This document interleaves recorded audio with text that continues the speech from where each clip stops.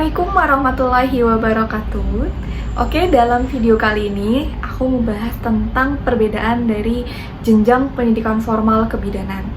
Jadi akhir-akhir ini tuh banyak banget nih DM yang masuk, baik dari teman-teman yang udah lulus dari jenjang D3 kebidanan, bingung harus melanjutkan pendidikannya itu ke D4, S1, atau langsung ke profesi kebidanan. Ada juga dari teman-teman adik SMA yang bertanya berencana mau masuk ke kebidanan tetapi bingung, kok di kebidanan ini ternyata banyak sekali ya, sama aja atau memang ada bedanya nggak sih gitu. Nah, jadi kita bahas satu-satu ya.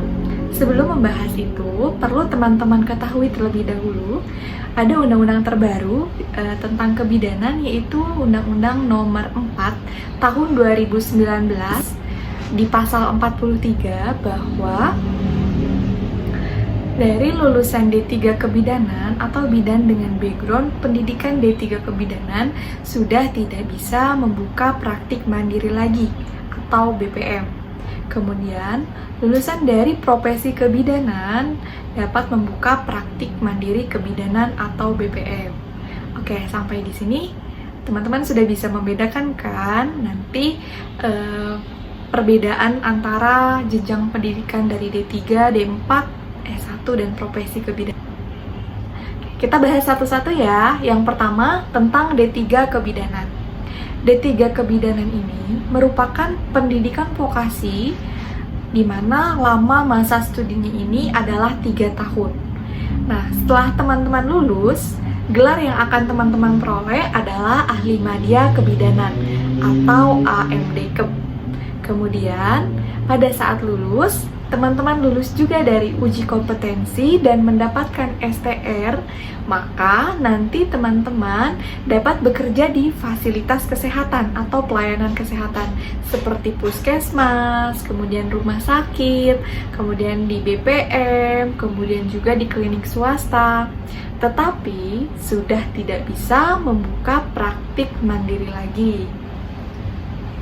Oke, yang kedua mengenai D4 kebidanan. Lama studinya ini adalah 4 tahun, di mana pada saat nanti teman-teman lulus, gelar yang diperoleh adalah STR atau Sarjana Terapan Kebidanan. Nah, ada juga program alih jenjang dari D3 ke D4, lama studinya itu hanya 1 tahun. Sama untuk gelar yang diperoleh adalah STR-Keb juga. Kemudian, pada saat lulus D4, teman-teman mendapatkan STR bagi yang tadi reguler, itu sudah bisa bekerja di fasilitas kesehatan, sama seperti di puskesmas, rumah sakit, klinik swasta, atau bahkan menjadi pegawai negeri sipil, tetapi sudah tidak bisa buka praktik mandiri bidan lagi. Oke, kemudian yang ketiga mengenai S1 kebidanan. Lama studinya ini adalah 4 tahun. Kemudian pada saat lulus, teman-teman akan mendapatkan gelar Sarjana Kebidanan atau S-Keb.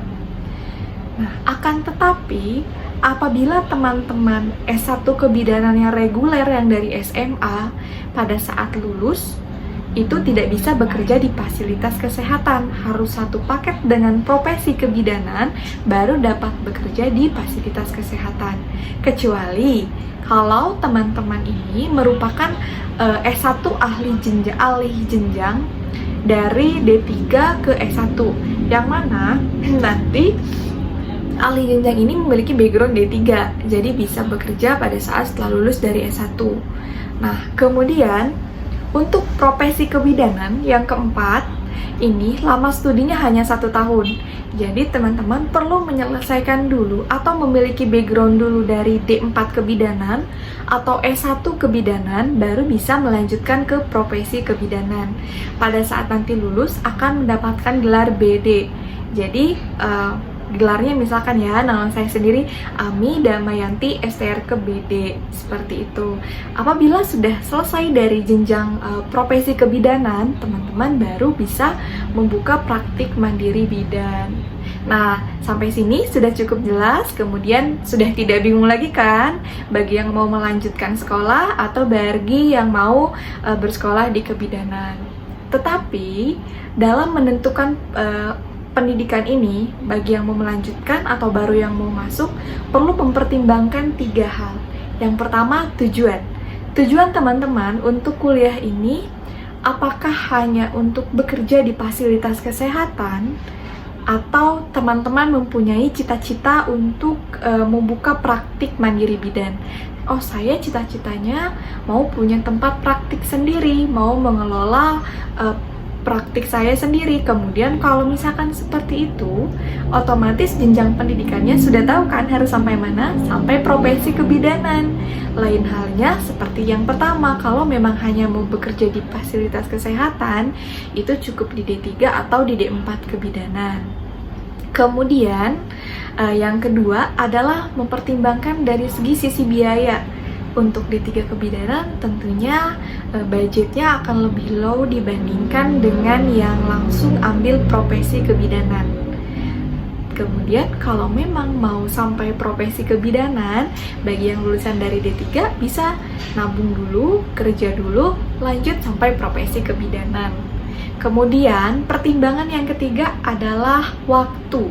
Kalau memang teman-teman ingin mengambil langsung sampai profesi kebidanan, otomatis waktu lama studi teman-teman itu adalah 5 tahun. Tapi kalau dengan waktu 5 tahun, aduh sepertinya berat nih, bosan belajar terus, bosan ya kalau misalkan terlalu lama 5 tahun. Nah, itu perlu dipertimbangkan juga, karena apa yang sudah teman-teman ambil itu menjadi tanggung jawab dan konsekuensi untuk teman-teman sendiri. Nah, jadi sudah bisa membedakan antara D3 kebidanan, D4 kebidanan, S1 kebidanan, maupun S2 kebidanan ya teman-teman. Oh iya, karena kan kalau misalkan sekolah ini sifatnya ini berubah-ubah. Ada ketentuan, ada peraturan.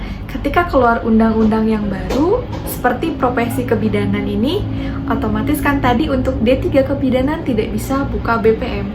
Berarti otomatis dengan perkembangan ilmu pengetahuan, kemajuan teknologi, tidak menutup kemungkinan ketika jenjang D3 kebidanan ini suatu saat nanti mungkin menjadi minimal dasarnya pendidikan itu adalah dari D4 atau dari profesi kebidanan, seperti itu. Oke, sampai sini sudah cukup jelas, jadi sudah bisa membedakan dan menentukan pilihan ya teman-teman. Oke, terima kasih. Assalamualaikum warahmatullahi wabarakatuh.